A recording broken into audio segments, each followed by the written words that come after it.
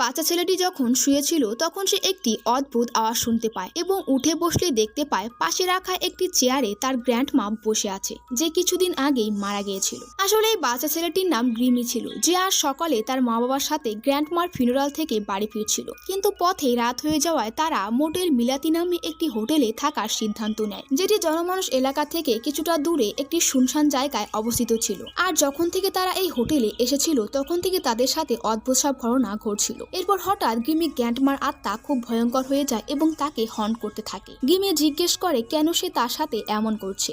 তার গ্র্যান্ডমার আত্মা বলে কারণ তার মা তার উপরে অনেক অন্যায় করেছে, এমনকি তার মরে যাওয়ার সময় তাকে একটু দেখতেও আসেনি। তাই সে এখন গ্রিমিকে তার সাথে নিয়ে যেয়ে এর প্রতিশোধ নেবে। এরপর গ্রিমি গ্র্যান্ডমার আত্মা তার উপর আক্রমণ করতে গেলে গ্রিমি ভীষণ ভয় পেয়ে বাথরুমের দরজাটি লক করে দেয়। কিন্তু গ্রিমি গ্র্যান্ডমার ভয়ঙ্কর আত্মাটি বাথরুমের দরজার উপর একটি ছুরি বসিয়ে দেয়, যেটা দেখে গ্রিমি ভয় পেয়ে পড়ে